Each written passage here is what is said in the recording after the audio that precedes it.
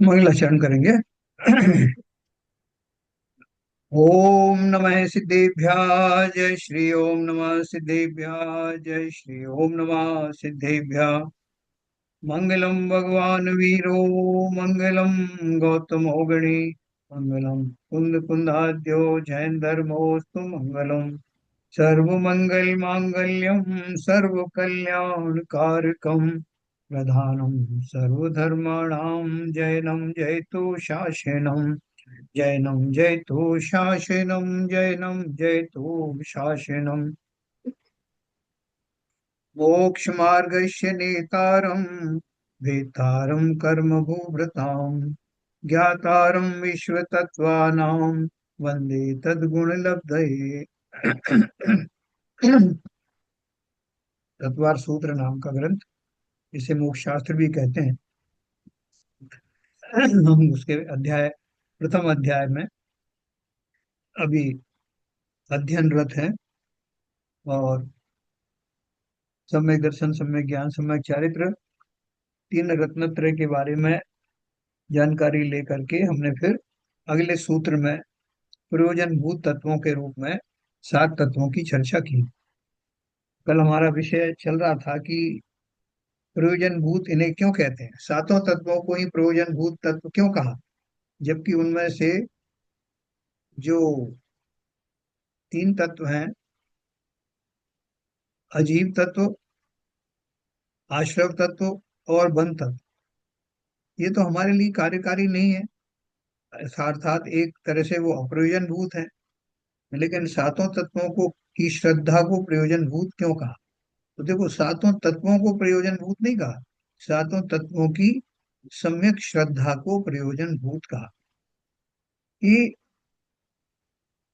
भिंडी खरीदने गए तो बाकी की जितनी भी वहां पे वनस्पतियां थी वो भिंडी नहीं है ऐसा श्रद्धान होना, वो भिंडी के श्रद्धान होने में सहायक है।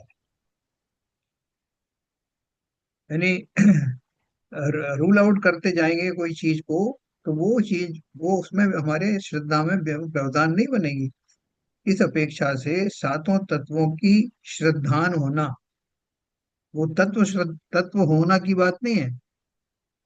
तत्व तो जैसे हैं वैसे हैं, उनका जैसा श्रद्धान, जैसी उसकी वस्तु व्यवस्था है, जैसा उसका स्वरूप है, वो जानकारी, वस्तु स्वरूप की जानकारी, वो वास्तव में प्रयोजन भूत है।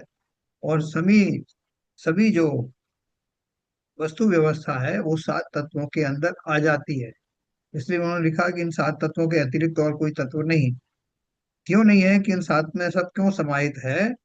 क्योंकि संसार में जो कुछ भी घटित होता, अपन जीव की तरफ से बात कर रहे हैं ना, तो जीव की तरफ से बात कर रहे हैं। तो संसार में जीव को जो कुछ भी मिलता है, जो जो संयोग होते हैं, वो सारे संयोग औद्गलिक होते हैं मुख्य रूप से। बाकी के ज्यादा जो और द्रव्य हैं उनसे ज्यादा विशेष पाला नहीं पड़ता, वो तो अपने स्टेबल रहते हैं। लेकिन पुद्गल द्रव्य जो कि शरीर से ही मेरा उनसे पाला शुरू हो जाता है, इसलिए जो सात तत्व है, सात तत्व है, मेरी जो खोटी श्रद्धा है, खोटी श्रद्धा में जितने भी उद्गल वर्गणाएं हैं, उद्गलों से निर्मित वस्तुएं हैं, शरीर आदि की व्यवस्था है, उनको लेकर के राग द्वेष मोह आदि का उत्पन्न होना है, कषायक भावों का उत्पन्न होना है, वो सारे आश्रव बंध में समाहित हो जाते हैं। इसलिए कहा कि इन सात तत्वों के अतिरिक्त और कोई तत्व संसार में है ही नहीं, सब कुछ इसमें समाहित है। इन्हीं के कारण संसार चल रहा है, इसी के कारण राग द्वेषादि होते हैं, इसी के कारण लड़ाई झगड़े होते हैं, इसी के कारण में जीव चारों गतियों में घूमता रहता है, 84 लाख में भ्रमण करता है। तो ये सब, इनको भली प्रकार से जानने से जीव को संसार मेरा कैसे खड़ा हुआ, कैसे मैं उससे निकलूं, ये सारी बातें इन सात तत्वों को जान लेने से बहुत क्लियर हो जाती। इसलिए वो सात तत्वों की सम्यक श्रद्धान ही प्रयोजन भूत है। ये हमने एक्चुअली अच्छे से कहा। जो आपने बताया है वही डिस्टिंक्शन कर दिया बहुत अच्छी तरह। जी। जो सात तत्व में विशेष तौर से जो आश्रय बंध हैं, पुद्गल हैं, हाँ, उसके बारे में उसकी जानकारी के लिए सावधान रखना, हम्म। जानकारी के लिए सावधान रखना, क्योंकि जो उसका स्वभाव है किसी भी तत्व का, जैसे आश्रव का स्वभाव है या बंध का स्वभाव है या पुद्गल का स्वभाव है, उसके बारे में तो सावधान रखने का कोई मतलब नहीं है। उसकी जानकारी के बारे में सावधान रखना जरूरी है। ये आपने हाँ, स्ट्रेस किया, इसके बारे में स्ट्रेस, बराबर। उनके बारे में जानकारी कैसी, सम्यक जानकारी। सम्यक जानकारी। अभी जैसे मान लीजिए कि मैं एक शत्रु के बारे में, आपका एक शत्रु है उसके बारे में आपको जानकारी देता हूँ। तो जानकारी देने के दो दो तरीके हैं। मैं आपको जानकारी दूंगा कि भैया, या पहले किसी और ने जानकारी दी आपको कि ये व्यक्ति जो है तुमसे शत्रुता रखता है, इसमें बहुत सारे अवगुण हैं, और वो तुम्हारा क्या क्या बिगाड़ कर सकता है, तुम्हारे बारे में उसका चिंतन क्या है, उसको सजा देने की क्या क्या तरीके हैं, वो कहाँ पाया जाता है, कैसे उसका सिर कुचलना है। वैसा उसने शत्रु का परिचय दिया। एक तरफ ऐसा परिचय दिया, एक तरफ कोई शांत स्वभाव का व्यक्ति है उसने उसका परिचय दिया कि भैया एक ऐसा सा व्यक्ति है, वो तुमसे बहुत सारी चीजों में से सहमति नहीं रखता, लेकिन वो अपने आप में गलत नहीं है, उसको कुछ गलतफहमी हो गई है, और जिनका निराकरण होगा तो वो तुम्हारा मित्र भी बन सकता है। बाकी उसका कसूर नहीं है, उसको जो फीडबैक मिली उसके कारण से वो ऐसा है, और वो बुद्धिमान भी है, समझदार है, और अगर उस सही प्रयास किए जाएं तो वो तुम्हारा मित्र भी बन सकता है। दोनों व्यक्तियों ने उस व्यक्ति के बारे में अलग अलग रूप से जानकारी दी। व्यक्ति वही था, लेकिन कैसे किसने कितने पॉजिटिव ढंग से उसके बारे में समझाया और किसने नेगेटिव ढंग से समझाया, तो हमें क्या करना है, सम्यक प्रकार से। अब शत्रु और मित्रता का, शत्रु और मित्र में जो जानकारी है सम्यक प्रकार से देना। वो क्यों शत्रु है, उसका क्या कारण है, उसकी क्या सामर्थ्य है, उसमें क्या गुण है, ये सब बताना, भली प्रकार से शत्रु की व्याख्या करना, इसी तरह मित्र की व्याख्या करना। तो व्याख्या तो दोनों तरह से की जा सकती है, लेकिन सम्यक प्रकार से व्याख्या का अर्थ ये है कि उस वस्तु का जैसा स्वरूप है वैसा बताना। आश्रमवादी जो है वो न केवल जानने योग्य है, बल्कि उनसे बचने का भाव भी रखना, और फिर आश्रम क्यों होता है उसके पीछे के कारणों को जानना। आश्रम से घृणा आदि करने की बात नहीं है, आश्रम बंद से घृणा करने की बात नहीं है। सम्यक प्रकार से जानने का अर्थ है कि वो उनका प्रादुर्भाव क्यों हुआ, वो कैसे जीवन में आते हैं, कौन से भावों से आते हैं, मेरे ही भावों से आते हैं, तो मुझे सुधार अपने भावों में करना है। ये पूरी जानकारी वास्तव में आश्रव बंद की सम्यक श्रद्धान में आता है।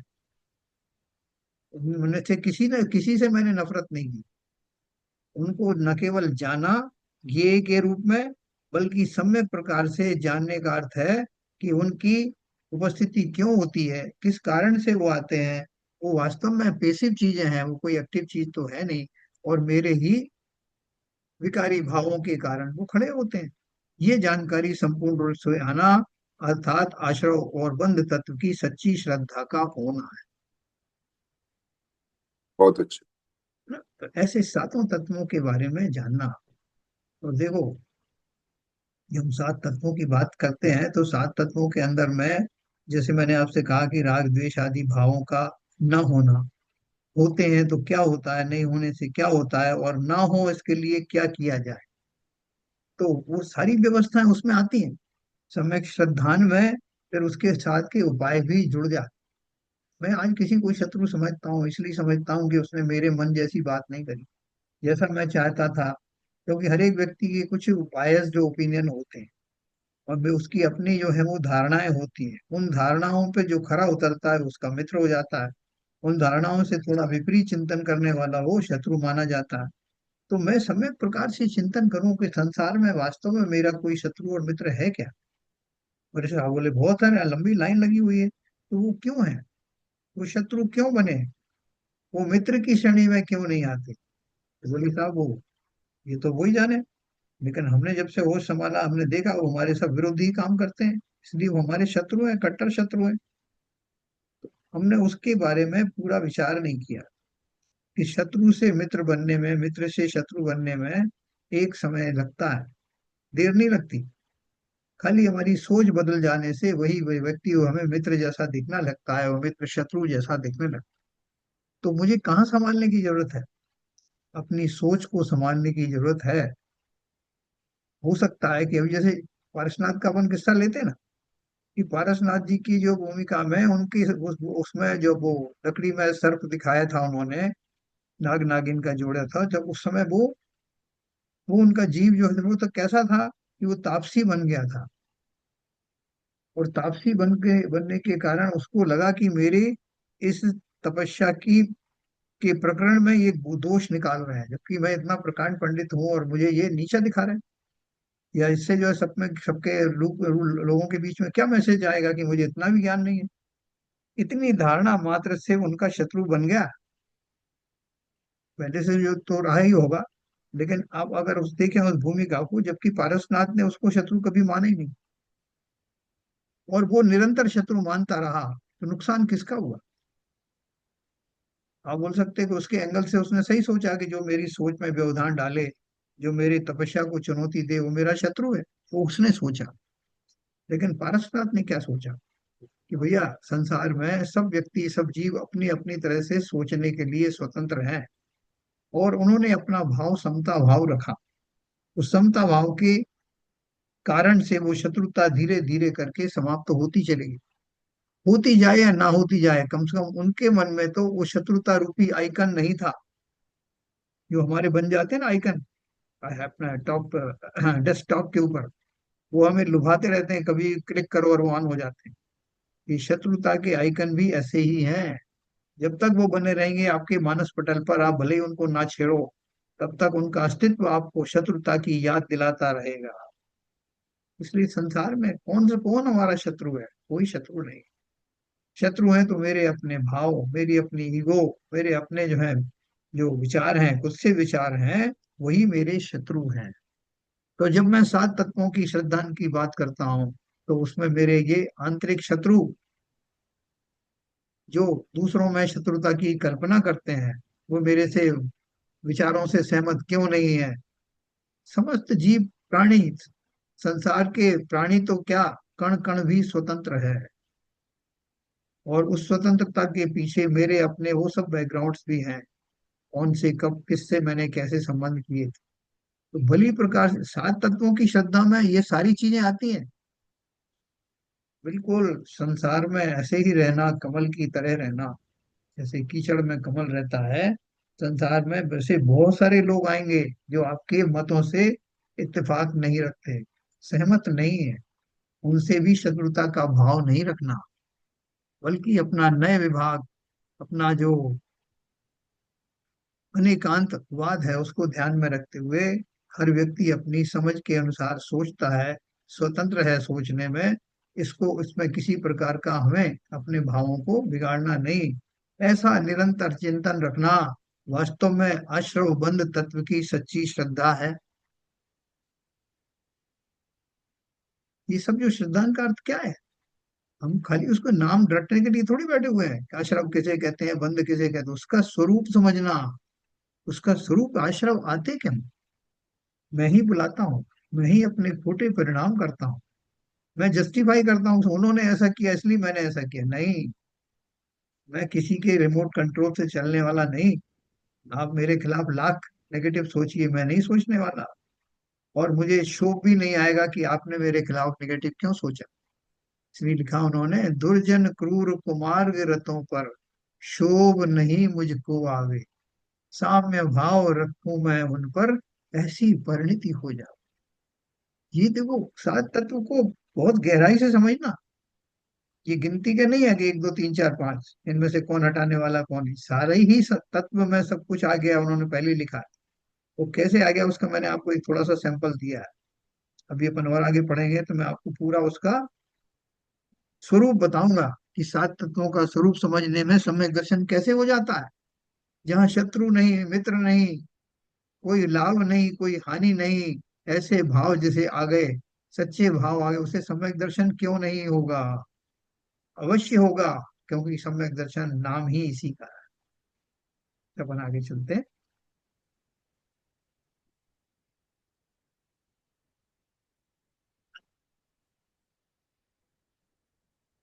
निश्चय सम्यक दर्शनादि शब्दों के अर्थ समझने की रीति। नाम स्थापना द्रव्य भाव तस्तन्यास है। देखो कितना छोटे छोटे सूत्र हैं, और इसकी कितनी बड़ी व्याख्या उन लोगों ने की है। क्या बताया? नाम, स्थापना, द्रव्य और भाव से ततन्यास है, उन सात तत्वों तथा सम्यक दर्शनादि का लोक व्यवहार होता है। लोक में जो व्यवहार चलते हैं वो किस किस तरह से होते हैं, देखो आपको ये सब समझ में आएगा। नाम, स्थापना, द्रव्य और भाव, उनसे उन सात तत्वों तथा मिथ्या दर्शनादि का लोक व्यवहार होता है। कैसे होता है लोक में व्यवहार? वक्ता के मुख से निकले हुए शब्द के अपेक्षा को लेकर भिन्न भिन्न अर्थ होते हैं।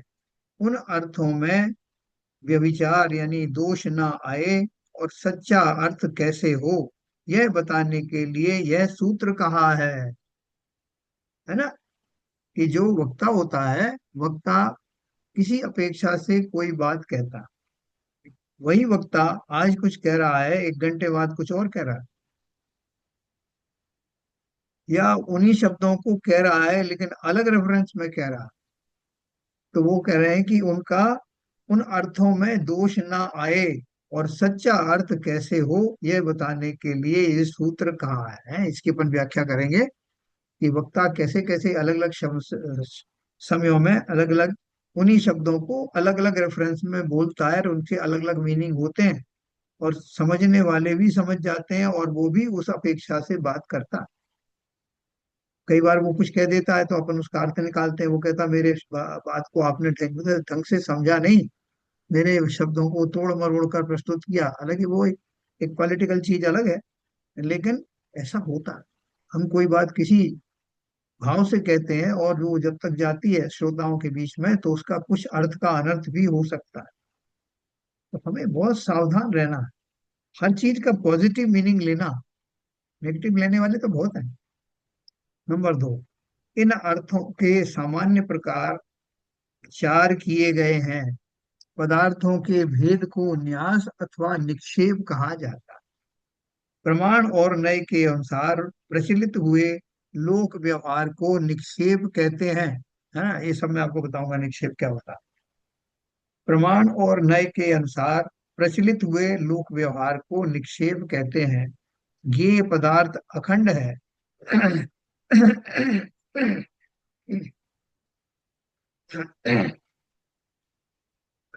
तथापि उसे जानने पर ज्ञेय पदार्थ के जो भेद, अंश या पहलू किए जाते हैं उसे निक्षेप कहते हैं, और उस अंश को जानने वाले ज्ञान को नय कहते हैं। निक्षेप नय का विषय है और नय निक्षेप का विषय कराने वाला है। अभी खाली आप ये जो शब्द है वो शब्द सुन लीजिए, फिर मैं इनकी व्याख्या करूंगा कि निक्षेप का अर्थ क्या है, प्रमाण क्या है और नय क्या है। है ना। वस्तु जो होती है वो वस्तु क्या होती है? प्रमाण होती है। कोई वस्तु, जैसे अपन ने अभी अनेकांत के बारे में पढ़ा था कि एक हाथी है। हाथी एक प्रमाणिक रूप से हाथी है। हाथी कैसा होता है? वो लिए खड़ा हुआ है, देख लो साहब ये हाथी, वो प्रमाण है। अब उसको अंश रूप में बताना कि हाथी के कान पंखे जैसे होते हैं, या जैसे होता है ना कि वो अंधे लोगों ने खड़े खड़े होकर उसके अलग अलग हिस्सों को छुआ और उन्होंने बोला हाथी तो उसकी सूंड को पकड़ा, उन्होंने कहा वो तो सर्प जैसा होता है।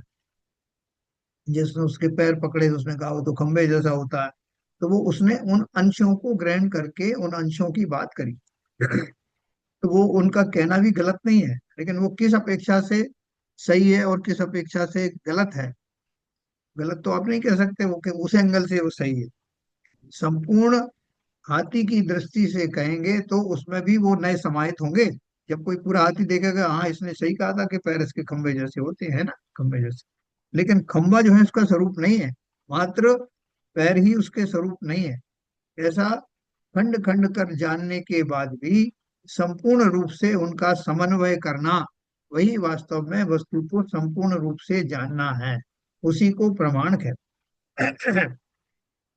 ये आपको भी थोड़ा डिफिकल्ट लगेगा, मैं आगे उसको बहुत सरल करने वाला हूँ।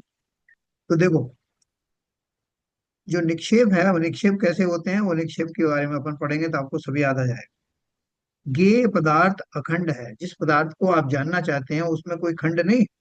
जैसे मैं, मेरे पास ये टेबल लैंप रखा हुआ है, मैं इसको जानता हूँ कि ये टेबल लैंप है, तथापि उसे जानने पर ज्ञेय पदार्थ के जो भेद किए जाते हैं उसे निक्षेप कहते हैं, है ना। अभी आपको बताऊंगा उस निक्षेप का अर्थ क्या है। और उस अंश को जानने वाले ज्ञान को नय कहते हैं।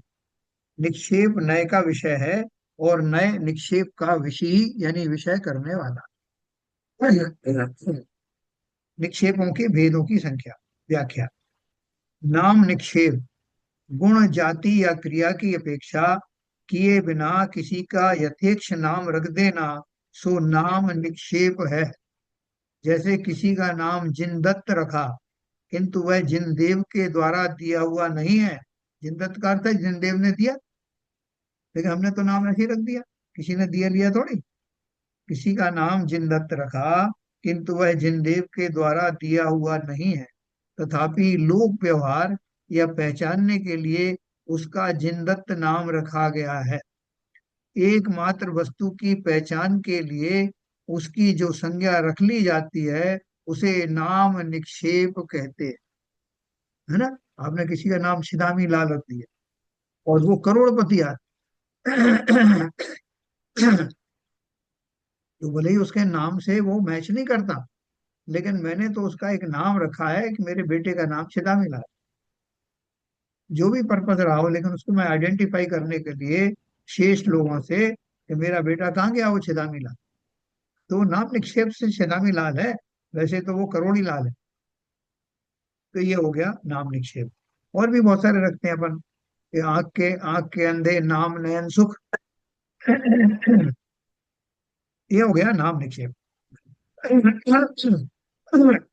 दूसरा, स्थापना निक्षेप। किसी अनुपस्थित अविद्यमान वस्तु का किसी दूसरी उपस्थित वस्तु से संबंध या मनोभावना को जोड़कर आरोप कर देना कि यह वही है, सो ऐसी भावना को स्थापना कहा जाता है। जहाँ ऐसा आरोप होता है वहाँ जीवों के ऐसी मनोभावना होने लगती है कि यह तो वही है। हैं? प्रतिमा रखते हैं ना अपन मंदिर में, चंदा प्रभु भगवान कहाँ है, बोले अभी बैठे। बोले आपके यहाँ चंदा प्रभु भगवान कितने इंच के हैं? बोले हमारे यहाँ 18 इंच के हैं साहब। आपके यहाँ? तो चंदा प्रभु भगवान है क्या 18 इंच के? उनकी तो कितनी अवगाहना थी, धनुषों में थी। लेकिन जो मूर्ति मैंने रखी है उस मूर्ति को मैं चंदा प्रभु कह रहा हूँ और उसकी अवगाहना बता रहा हूँ। इसलिए उन्होंने बोला स्थापना निक्षेप क्या है, किसी अनुपस्थित वस्तु का, चंदा प्रभु तो है ही नहीं अभी, किसी दूसरी उपस्थित वस्तु में संबंध या मनोभावना को जोड़कर आरोप कर देना कि यह वही है, सो ऐसी भावना को स्थापना निक्षेप कहा जाता है। जहाँ ऐसा आरोप होता है वहाँ जीवों के ऐसी मनोभावना होने लगती है कि यह वही है। इतनी श्रद्धा जो हमारी आती है वो कहाँ से आती? जब प्राण प्रतिष्ठा हुई होगी।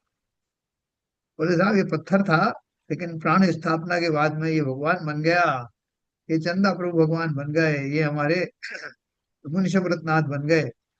तो कैसे बन गए, उनमें क्या फर्क आ गया? जो हम स्थापना करते हैं तो स्थापना के समय में जो भी मंत्रोच्चार करते हैं, जो भी लोग उपस्थिति में वो सब जो कुछ करते हैं, चर्याएं, उनके माध्यम से हम अपनी आस्थाएं उसमें भर देते हैं, अपने आस्था के लेवल पर उन्हें स्वीकार करते हैं, और फिर वो स्थापित हो जाते हैं फिजिकली भी और मानसिक रूप से भी। तो इस प्रक्रिया को स्थापना निक्षेप कहा जाता है। देखो पहले वाले नाम स्थापना में उस जीव के अंदर में उसका जो नाम है उस वाले गुण हो या ना हो, लेकिन स्थापना स्थापना निक्षेप में उन्हीं गुणों के धारी की कल्पना की गई है जिसकी स्थापना की जाती है ना। फिर स्थापना दो प्रकार की होती है, तदाकार और अतदाकार। जिस पदार्थ का जैसा आकार हो वैसा आकार उसकी स्थापना में करना, सो तदाकार स्थापना है, और चाहे जैसा आकार कर लेना, सो अतदाकार स्थापना है। सदृशता को स्थापना निक्षेप का कारण नहीं मान लेना चाहिए, उसका कारण तो केवल मनोभावना ही है। जन समुदाय की यह मानसिक भावना जहाँ होती है, वहाँ स्थापना निक्षेप समझना चाहिए। वीतराग प्रतिमा को देखकर बहुत से जीवों के भगवान और उनकी वीतरागता की मनोभावना होती है, इसलिए वह स्थापना निक्षेप है। मैंने देखो, ज्यादातर आजकल मूर्तियां कैसी बनती हैं, उनको सुडौल रूप से बनाया जाता है। ऐसी कल्पना की जाती है कि भगवान ऐसे दिखते होंगे जिनका शरीर सुडौल होगा। जब हम मनुष्यों के रूप में ही सुडौल शरीर को अच्छा मानते हैं, तो जिन्हें हमें अपना अपना भगवान मान रहे हैं वो सुडौल क्यों ना हो। तो उनके मनुष्याकार की रूप में अत्यंत रूपवान अंगोपांग धारण करने वाली प्रतिमा बनाई जाती है। कहीं कहीं जो है ऐसा, जैसे आपने देखा होगा जैनेतर भाइयों में, कि कोई भी एक काला टेढ़ा पत्थर बनाया, उसमें कुछ भी उकेर दिया, उस पर लिख दिया कि बजरंग बली, उसको सिंदूरी रंग से पोत दिया, और उसको भले ही तदाकार ना हो, बंदर के रूप में बना दिया, या उनको एक गदा हाथ में लिए हुए बना दिया। ये आपका उड़ीसा में वो जगन्नाथ जी का जो बनाई जाती है मूर्ति, वो कैसी होती है, वो इस तरह का आकार नहीं होता जैसा नॉर्मल मनुष्यों का होता है, लेकिन वो मनोभावना के अनुसार उनको बना दिया जाता है। तो यही उन्होंने लिखा है, जन समुदाय की यह मानसिक भावना जहाँ होती है, वहाँ स्थापना निक्षेप समझना चाहिए। अभी आपने वो जो संतोषी माता का, पद्मावती की, ये सब मूर्तियां भी स्थापित की हैं। वहाँ कई बार जो है वो कोई वैसे भी कपड़े वपड़े रख देते हैं और उनको मूर्ति भी नहीं बनाते, तो ऊपर लिख दिया पद्मावती देवी, तो लोग श्रद्धा से उनके दर्शन करते हैं, चढ़ावा करते हैं, मंत्र आदि पढ़ते रहते हैं। तो मूल बात क्या है? मूल बात है कि उसको किसी भी रूप में स्थापित करके मनोभावना के लेवल पर उस देव या देवी की कल्पना करना, ये स्थापना में आता है ना। ये अच्छे से समझना आप सब, क्योंकि ये इन सब का कनेक्शन आगे मिलेगा आपको। नाम निक्षेप और स्थापना निक्षेप में यह अंतर है कि नाम निक्षेप में पूज्य अपूज्य का व्यवहार नहीं होता, और स्थापना निक्षेप में यह व्यवहार होता है ना। नाम में आपने किसी को बोल दिया महावीर, तो महावीर जो है उसका नाम दे दिया आपने, लेकिन उसमें महावीर स्वामी के गुण हो जरूरी नहीं, और बल्कि लोग उसको ऐसे ही बुला देंगे, ए महावीरा इधर आ। अरे तुम महावीर स्वामी को ऐसे बुलाते हो क्या? अरे ये कोई महावीर स्वामी थोड़े है, इसका तो नाम है महावीर। तो ऐसे ये उसमें अंतर है। देखो, अभी हो गया नाम निक्षेप, स्थापना निक्षेप। तीसरा है द्रव्य निक्षेप। भूत और भविष्यत पर्याय की मुख्यता को लेकर उसे वर्तमान में कहना या जानना, सो द्रव्य निक्षेप है ना। अपन ने वो नए पढ़े थे ना उसमें, कौन सी किताब पढ़ी थी अपन ने? याद नहीं आ रहा, नए के बारे में अपन ने विशेष पढ़ा था, वो किताबें बताऊंगा मैं आपको। तो जैसे श्रेणिक राजा भविष्य में तीर्थंकर होंगे, उन्हें वर्तमान में तीर्थंकर कहना या जानना, और भूतकाल में हो गए भगवान महावीर आदि तीर्थंकर, अला पद्धति पढ़ी थी हमने। भूतकाल में हो गए भगवान महावीर आदि तीर्थंकरों को वर्तमान तीर्थंकर मानकर स्तुति करना, सो द्रव्य निक्षेप है। क्या बताया देखो, भूत और भविष्यत पर्याय की मुख्यता को लेकर उसे वर्तमान में कहना या जानना, सो द्रव्य निक्षेप है। जैसे श्रेणिक राजा भविष्य में तीर्थंकर होंगे, हैं? उन्हें वर्तमान में तीर्थंकर कहना जानना। अपन कहते हैं कि अरे राजा श्रेणिक हमारे भूतकाल में तीर्थंकर होने वाले, तो हम उनके वो सारे अपराध वगैरह सब भूल जाते हैं जो उन्होंने किए थे। वो महाराज के साथ में उन्होंने जो यशोधर मुनि के गले में वो मरा हुआ सर्प डाला था, और छेलनाग रानी को जो नीचा दिखाने के लिए सब किया था, वो कहानी हम पढ़ते जरूर हैं, लेकिन जब वो उनकी सुधरी हुई अवस्था का ध्यान आता है, तो हम बोलते हैं, हमारा श्रद्धा से सर झुक जाता है कि उन्होंने महावीर स्वामी के समूह शरण में कितने प्रश्न पूछे ना, 60,000 प्रश्न पूछे जिनसे शास्त्रों का निर्माण हुआ। और वो नरक की गति मान ली थी तो वो घट करके पहले नरक की और कितनी 84,000 वर्ष की मात्र रह गई, और वो भविष्य में हमारे तीर्थंकर होंगे। तो हम श्रद्धा से भर जाते हैं, और हम उनको भगवान क्षणिक कहते हैं, तीर्थंकर क्षणिक कहते हैं। तो किस अपेक्षा से, अभी बोले नहीं, अभी तो नरक में है। हम उनको उस अपेक्षा से जो कहते हैं उसको द्रव्य निक्षेप कहते हैं। ठीक है ना। और भूतकाल में हो गए भगवान महावीर आदि तीर्थंकरों को वर्तमान तीर्थंकर मानकर स्तुति करना सो द्रव्य निक्षेप है। कि सब वर्तमान चौबीसी के तो कर पड़ो अर्घ, अर्घ चढ़ाओ उनको वर्तमान चौबीसी को। वर्तमान में कहाँ है वो 24? वो तो मोक्ष चले गए। वही पहले थे ना, पहले थे। इस अपेक्षा से मैं उनको इस चौबीसी वर्तमान चौबीसी आज के तीर्थंकर मान रहा हूँ। ठीक है। तो ये जो निक्षेप है, जिस पर्पज से हम उनकी वंदना कर रहे हैं, भूत और भविष्य को ध्यान में लेते हुए, इसका नाम द्रव्य निक्षेप है। यानी उस द्रव्य को मैंने भूतकाल और भविष्य काल के हिसाब से मान करके वर्तमान में स्थापित किया, इसलिए द्रव्य निक्षेप। फिर भाव निक्षेप क्या है?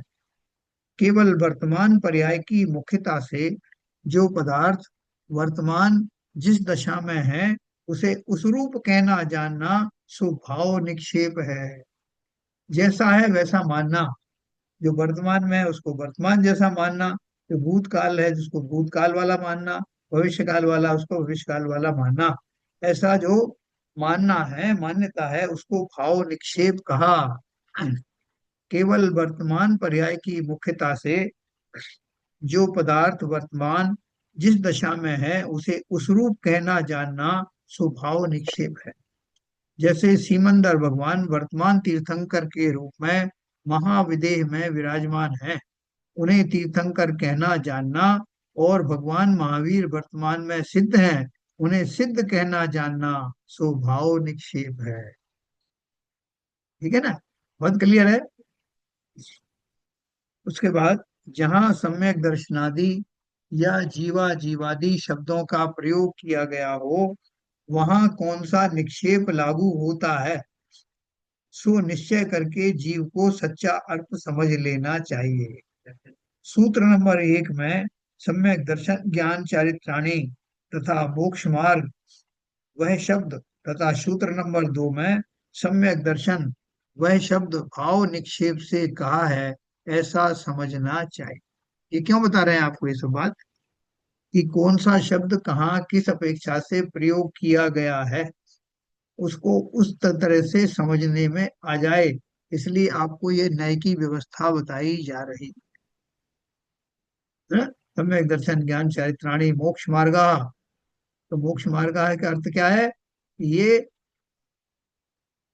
मोक्ष का मार्ग कैसे बनते हैं, इसको पूरा जानने के बाद जो उसकी व्याख्या करेंगे तो आपको ये बात समझ में आएगी, है ना। आगे है स्थापना निक्षेप और द्रव्य निक्षेप में भेद क्या है। ना, ये भेद तो आप समझ ही गए होंगे। स्थापना निक्षेप में बताना मात्र आरोपित है, उसमें वह मूल वस्तु कदापि नहीं है, वह वहां कदापि हो नहीं सकती। हाँ। यहाँ मैंने चंदा प्रभु की मूर्ति रखी है, तो वो चंदा प्रभु तो है नहीं, साक्षात चंदा प्रभु तो नहीं है। लेकिन द्रव्य निक्षेप में वह मूल वस्तु भविष्य में प्रकट होगी अथवा भूतकाल में थी। दोनों के बीच समान सामान्यता इतनी है कि वर्तमान काल में वह दोनों में विराजमान नहीं है, और उतने अंश में दोनों में आरोप ही है ना। उतने अंश में वो आरोप ही है, देखो इंग्लिश में लिखा है इन्होंने। इन स्थापना the connotation is merely attributed. It is never there. It cannot be there. In Dravya, it will be there or has been there. The common factor between the two is that it is not there now. And to that extent, connotation is fictitious in both. दोनों ही स्थापना में मात्र एक कल्पनाएं हैं। चाहे वो स्थापना निक्षेप में तो अपन जानते ही हैं ये चंदा प्रभु भगवान नहीं है, लेकिन मैं मान रहा हूँ। दूसरे में मैं महावीर स्वामी की कल्पना कर रहा हूँ, द्रव्य निक्षेप के वो तीर्थंकर हैं, लेकिन कहाँ हैं तीर्थंकर? अभी तो नहीं है ना। भाव से मैं मान रहा हूँ, लेकिन वो द्रव्य निक्षेप के अनुसार भी सिर्फ मेरी कल्पना में ही बसे हुए हैं, प्रेजेंटली तो वो मेरे सामने नहीं है। कि मैं तो साहब उनको 24वां तीर्थंकर मानता हूँ, हाँ तो मानो ना। वो है क्या तुम्हारे सामने? बोले नहीं है। मैं अपने भावों में मान रहा हूँ कि ऐसे थे, ऐसे रहे, इतना जन्म हुआ, ये हुआ। वो सब द्रव्य निक्षेप है। तो इसका मतलब ये हुआ जी। कि जो स्थापना निक्षेप है हाँ। उसमें सामने जो वास्तु स्थिति है, जो पत्थर की मूर्ति है, हाँ। उसमें हमने चंदाप्रभु भगवान की श्रद्धान करके आस्था की और मान लिया, बराबर। तो वो आपका स्थापना निक्षेप हो गया। और द्रव्य निक्षेप में जो आपने उदाहरण दिया कि हम्म। भाई राजा शरण होने वाले तीर्थंकर हैं, तो उस हिसाब से आप भाव में उसका श्रद्धान करके, वो होने वाले हैं, आज की डेट में तो है नहीं, भूतकाल में भी नहीं थे, वो जाके द्रव्य निक्षेप में उसको नहीं। हाँ बराबर, द्रव्य निक्षेप में मैंने पढ़ा, भूत और भविष्य सही है। पर्याय की मुख्यता को लेकर उसे वर्तमान में कहना जानना सो द्रव्य निक्षेप है ना? तो वो भी हम उनको कल्पना में ही रख रहे हैं, लेकिन उनको उस रूप में मान रहे हैं। वो और हमारी अपने कल्पना। भाव में हाँ। कल्पना में रख के वो उनके उनके बारे में उनका बहुमान कर रहे हैं, हाँ। तो वो द्रव्य निक्षेप में स्थायी हो जाएंगे। अभी देखो, ये सब जानने के बाद में आपको एक चीज और आएगी समझ में, कि बहुत सारे लोग जो हैं, जो व्यवहार ज्ञान के ही ज्ञाता हैं और भक्ति आदि को ही मोक्ष मार्ग मानते हैं, वो उन प्रतिमाओं में इतना राग रखते हैं कि उनसे लिपट जाते हैं। वो छोड़ते नहीं है कि साहब मैं भगवान आपको छोड़ नहीं सकता हूँ, और आप मुझे ये चीज दे के जाना, और ये मुझे आपसे लेना है। तो वो इतने भाव विभोर हो जाते हैं कि उस प्रतिमा में वो बहुत ज्यादा बहुमान करके उनको वैसा ही मानते हैं जैसे ये साक्षात प्रभु ही हों। तो वो उनकी जो धारणा है, वो धारणा उस पत्थर को वैसा ही मानने जैसा है। लेकिन अगर जब गहराई से करें तो उसको, क्योंकि विवेक तो दोनों जगह रखने की आवश्यकता है। इस तरह से मूर्ति से लिपट जाना या वहीं पड़े रहना या उन सब पे आपका हो जाएगा, काम नहीं होगा। वो प्रतीक हैं उस महावीर स्वामी के और चंदा प्रभु के, जिन्होंने अपने आठों कर्मों को, या चलो जब वो तीर्थंकर थे, चार घातिया कर्मों का नाश करके वो तीर्थंकर बने थे, उनके उस स्वरूप का चिंतन करके मैं उनकी भक्ति करूं, तो वो अंध भक्ति नहीं होगी। लेकिन मुझे उन गुणों का पता नहीं, उनको मैं जानता नहीं। मुझे तो किसी ने बताया कि ये चंदा प्रभु भगवान है, और उस मूर्ति से मैं उस तरह से लिपट जा रहा हूँ, उनसे सब कुछ प्राप्ति हो जाएगी, भौतिक आदि सब सुख मिल जाएंगे। ऐसा भाव होना अंधश्रद्धा है। तो ये निक्षेपों का अर्थ भली प्रकार से समझ। इनके पीछे बहुत सारे लोग झगड़े करते हैं, बहुत सारे लोग तरह तरह की लड़ाई झगड़े भी होते हैं। वो उसमें भी थोड़ा विवेक रखना कि किस निक्षेप से इनको कहा गया है। तो ये देखो किस लिए कहा है, इसमें ने पांचवें सूत्र का झगड़ा सिद्धांत। ऐसा झगड़ा क्यों करेंगे? ये तो जो अपना स्थापना निक्षेप है और द्रव्य निक्षेप है, हाँ। दोनों ही अलग अलग डिस्टिंक्ट चीजें हैं। हाँ। फिर झगड़े की क्या बात है? नहीं, झगड़ा इसलिए ये था कि वो मूर्ति को ऐसा मान लिया उन्होंने कि वो मूर्ति जो है, अगर मान लो किसी तरह से कोई अवमानना हो गई, तो उसको ऐसे मानते हैं कि मेरे भगवान को ही आपने बहुत ज्यादा कष्ट दे दिए, ऐसा मान करके, और वो वो तो उसकी बहुत विफल हो जाते हैं। अंधश्रद्धा, हाँ। अंधश्रद्धा भक्ति के कारण है वो। वही वही बात कर रहे हैं। इसलिए बहुत अच्छे विवेक पूर्वक सब चीजों को सोचना, कि वो लोग वो जिसलिए वो सोच रहे हैं कि वो मूर्ति को रगड़ रगड़ के जितना मैं जितना उनका वो करूंगा, प्रक्षाल करूंगा, उतना मेरे पुण्य की प्राप्ति होगी, वो मूर्ति को रगड़ रहे हैं। मूर्ति में कुछ हो गया तो उसके लिए बड़े दुखी हो रहे हैं। देखो, अपने उस एक्सटेंट तक की वो मेरी श्रद्धा की का विषय वस्तु है, उस हिसाब से उनकी देख रेख विनय करना वो एक अलग बात है। लेकिन उसको उसको पुण्य का साधन मानना, जैसे हम शरीरों में श्रद्धा करते हैं वैसे ही उस मूर्ति को, उसके एक एक अंग को रगड़ना, निहाल होना और उसमें उसके माध्यम से पुण्य आदि की प्राप्ति होना, ये जो कल्पना है उनमें मिथ्यात्व होता है, इसलिए बहुत सावधान रहने की आवश्यकता है। तो देखो ये सूत्र क्यों कहा, इसका सिद्धांत बताते हैं। भगवान के नाम निक्षेप और स्थापना निक्षेप शुभ भाव के निमित्त हैं, इसलिए व्यवहार है। द्रव्य निक्षेप निश्चय पूर्वक व्यवहार होने से अपनी शुद्ध पर्याय थोड़े समय के पश्चात प्रकट होगी, यह सूचित करता है। द्रव्य निक्षेप क्या सूचित करता है? निश्चय पूर्वक व्यवहार होने से अपनी शुद्ध पर्याय थोड़े समय के पश्चात प्रकट होगी, यह सूचित करता है। भाव निक्षेप निश्चय पूर्वक अपनी शुद्ध पर्याय होने से धर्म है, ऐसा समझना चाहिए। निश्चय और व्यवहार नय का स्पष्टीकरण इसके बाद के सूत्र की टीका में किया गया है ना। यहाँ आपको ये दोनों बात समझ में आई। द्रव्य निक्षेप निश्चय पूर्वक नहीं, इसमें व्यवहार होने से। इसमें नहीं, मैं ये कह रहा था, हाँ भाव निश्चय निश्चय पूर्वक अपनी शुद्ध पर्याय होने से धर्म है, तो ये हाँ धर्म कैसे हो गया? हाँ, क्यों हुआ है? देखो भाव निक्षेप में क्या आया था? भाव निक्षेप में अपन ने क्या पढ़ा था? केवल वर्तमान पर्याय की मुख्यता से जो पदार्थ वर्तमान जिस दशा में है उसे उस रूप कहना जानना सो भाव निक्षेप है। जैसे सीमंदर भगवान वर्तमान तीर्थंकर के रूप में महाविदेह में विराजमान है, उन्हें तीर्थंकर कहना जानना, और भगवान महावीर वर्तमान में सिद्ध हैं, उन्हें सिद्ध कहना जानना सो भाव निक्षेप है।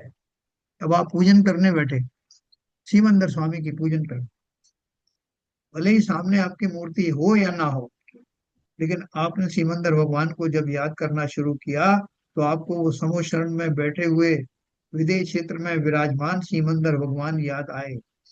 सामने कल्पना में वो मौजूद हैं, समो शरण में उपस्थित हैं, और वहां उनके अष्ट प्रतिहार आदि है, उनके वो तो उनके बाह्य आलम्बन है, उसमें बैठे हुए वो चार घातियाओं से रहित अपने मोह द्रव्य सॉरी भाव मोक्ष से बाले ऐसे सीमंदर भगवान विराजमान हैं। उनको मैं स्थापित करता हूँ मन के हृदय के पटल पर, और सामने आप जो भी करते हो, और मैं उनको प्रणाम करता हूँ। और उनके ऐसे ऐसे गुण हैं, उन्होंने इस समय में उनका जो है वो फला फला जो उनकी दशा हुई, कैसे वैराग्य उनको हुआ होगा, कैसे वो ज्ञान उन्होंने अर्जित किया हुआ, मैं उनके सामने बैठ करके उनको अपने हृदय स्थल पर विराजमान करके उनके समस्त गुणों को अर्घ चढ़ा रहा हूँ। तो ये भाव निक्षेप है, ये अवश्य ही मेरे आत्मा की शुद्धि के लिए काम आएगा, क्योंकि मैं उन जैसा ही बनना चाहता हूँ, वे गुण अपनी आत्मा में विकसित होते हुए देखना चाहता हूँ, इसलिए ये भाव निक्षेप है। नहीं, अब भाव मैं निक्षेप तो समझ में आया, हाँ, मगर जो जो भी भाव है ये शुभ भाव है, शुभ आवाज, बिल्कुल शुभ शुभ आवाज। भाव है, मगर शुभ भाव कभी धर्म नहीं हो सकता। हाँ, ये जो आपने बात कही है, शुभ भाव डायरेक्टली तो जो है वो धर्म नहीं होते, लेकिन उसको व्यवहार से उन उन भावों को कह दिया जाता है, क्योंकि मैं वही वो ठीक बनना है, चाहता हूँ, क्योंकि मैं व्यवहार वही से धर्म बनना कहा है, चाहता हूँ, बट इसलिए हाँ स्वभाव धर्म नहीं हो व्यवहार, सकता। व्यवहार से उनको इसलिए धर्म कहा जाता है कि उनका जो लक्ष्य है, उन शुभ भावों का लक्ष्य क्या है? आलम्बन जो लिया। हाँ, तो इसलिए उसको इस ढंग से कहा, ये भी एक निक्षेप है। देखो, भाव निक्षेप निश्चय पूर्वक अपनी शुद्ध पर्याय होने से धर्म है, ऐसा समझना चाहिए। क्या कहा? कि निश्चय से मैंने क्या कल्पना की कि मैं सीमंदर भगवान की तरह ही स्वयं के गुणों का विकास करके, सीमंदर स्वामी क्या हो गए? आलम्बन हो गए, उनका वो स्वरूप क्या हुआ? आलम्बन हुआ। किसके लिए आलम्बन हुआ?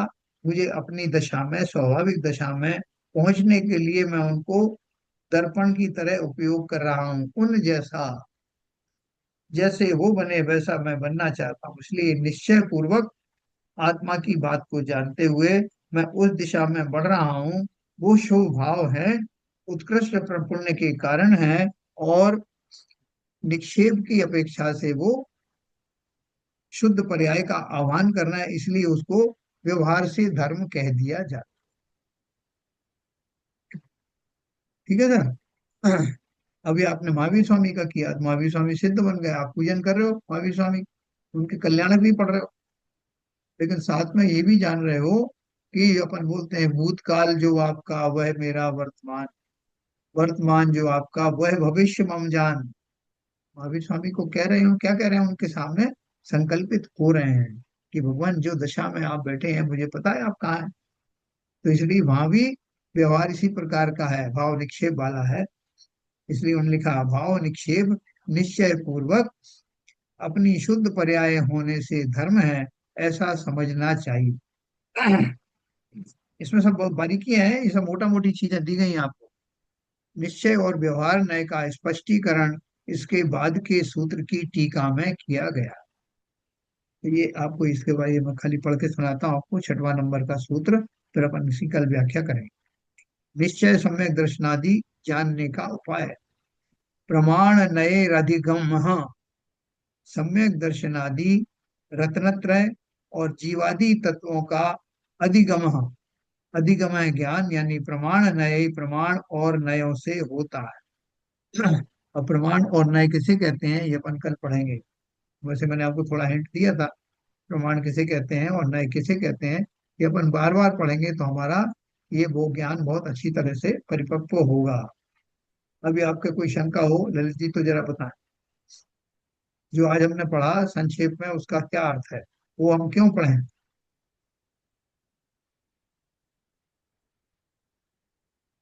ललित जी हैं? हैं।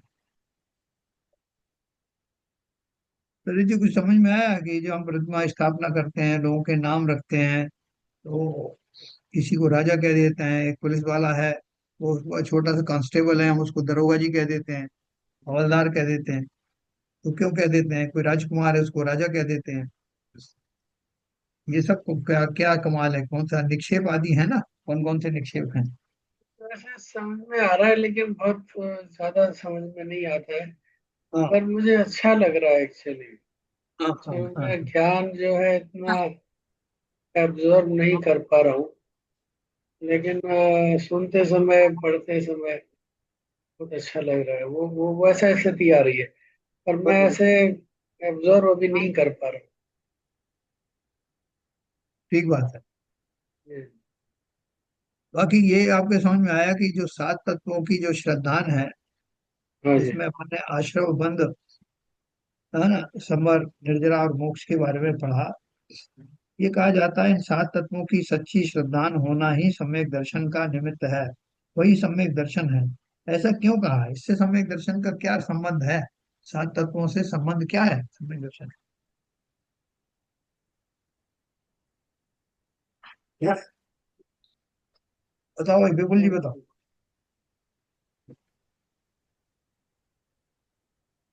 हाँ जी सर। ये 7 तत्वों से सम्यक दर्शन का क्या लेना देना। 7 तत्वों से ही लेना देना है, क्योंकि उसी के अराउंड पूरा संसार है। और यह जो जीवन की सच्चाई है, या इस संसार की सच्चाई बोलें, अगर उन तत्वों का सही सिद्धांत समझ में आ गया तो आकुलताएं कम हो जाएंगी और मोक्ष मार्ग प्रशस्त हो जाएगा, क्योंकि पता लग जाएगा कि संवर क्या है, निर्जरा क्या है, मोक्ष क्या है और जीव तत्व क्या है। तो अ, सात तो तत्वों का सही श्रद्धान ही सम्यक दर्शन है। आश्रव समझने से आपको क्या अच्छा लगेगा, आश्रव तो आश्रव है, उससे कैसे सम्यक दर्शन हो जाए।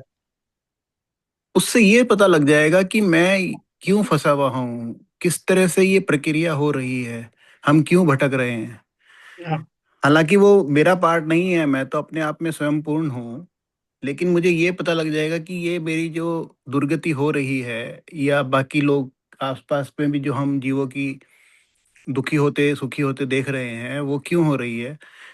तो उसका कारण पता लग जाएगा तो फिर उसका उपाय भी करेंगे। वाह, एक्चुअली क्या है आपने जो बेसिक क्वेश्चन पूछा है विपुल जी ने बहुत अच्छी तरह समराइज किया है। तो थोड़ा मैं इसमें एलाबोरेट करूंगा। हम्म। ये जो जीव और पुद्गल के अलावा आश्रव और बंध हैं, वो सारे संयोगी हैं। और आपका जो संवर, निर्जरा और मोक्ष, ये वियोगी पार्ट है। तो ये संयोगी होने से, इनका पूर्ण ज्ञान होने से मुझे ये मालूम पड़ेगा, ये इसका श्रद्धान करने से, कि इनसे बचना किस तरह है, हम्म। किस तरह इसका उपाय करना है। और वो मेरे को स्वपर का वेद विज्ञान कराने में सहयोगी हैं। और उसके होने से आश्रव और बंध में अगर श्रद्धान हो गया, उसको मैंने समझ लिया, आश्रव को समझ लिया और बंध को समझ लिया, तो संवर अपने आप पैदा होगा। जब संवर पैदा हो, वहां से निर्जरा शुरू होगी। जब निर्जरा शुरू होगी तो फिर मोक्ष प्राप्त होगा। इसलिए सातों तत्वों का श्रद्धान करने के बाद ही मेरे को, मैं स्वयं अपने आप को स्थापित कर पाऊंगा और शुद्ध अवस्था में आके मोक्ष की प्राप्ति कर सकूंगा। क्या शलन जी?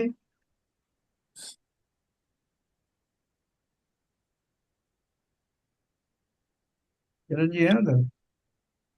सात तत्व ही हैं जो पूरे इन तत्वों को समझ के और केवल जीव तत्व पर काम करेंगे तभी संसार से बाहर निकल पाएंगे। नहीं तो बाकी तो संसार में ही घूमते रहेंगे। तो बहुत बढ़िया, आप सबने सही बताया। सीवी जैन साहब ने वो पूरा जो क्रम था, वो मैंने शुरू शुरू में बताया था, वो बिल्कुल वैसे ही क्रम समझ में उनके आ गया कि वास्तव में ये सात तत्वों के अंदर में मेरे संसारी होने से लेकर संसार से मुक्त होने तक की सारी घटनाएं उसके अंदर समाहित हैं। एक एक तत्व, अगर मैंने एक तत्व को भी अच्छे से समझ लिया तो सातों तत्वों को ही सही समझ लूंगा। और एक भी तत्व मैंने गलत समझा तो कोई भी तत्व सही नहीं समझा। इसलिए सातों तत्वों का सम्यक ज्ञान होना, सम्यक श्रद्धा होना, वही तो वास्तव में समस्त वस्तु व्यवस्था का या वस्तु स्वरूप का ज्ञान होना कहा जाता है। और वही सम्यक दर्शन है। सम्यक दर्शन और क्या है? वस्तु स्वरूप, वस्तु स्वरूप समझ करके, है ना, वस्तु स्वरूप समझकर सब दुख संकट सहा करे। एक बार वस्तु स्वरूप समझ में आ गया तो फिर सुख दुख संकट है ही नहीं कुछ। अपन इस बात को फिर कल और पढ़ेंगे कि कैसे उसका वस्तु स्वरूप को समझने से समस्त राग द्वेष आदि संसार समाप्त हो जाता है ना। अभी इस बार समय हो गया, कल अपन इसका विस्तार से पढ़ेंगे। संजय प्रकाश जी, जिनवाणी जी।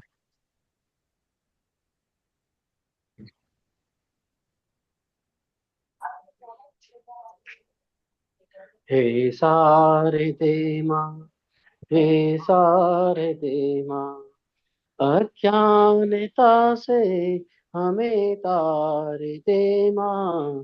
हे शारदे माँ, मुनियों ने समझी, गुणियों ने जानी, शास्त्रों की भाषा, आगम की वाणी।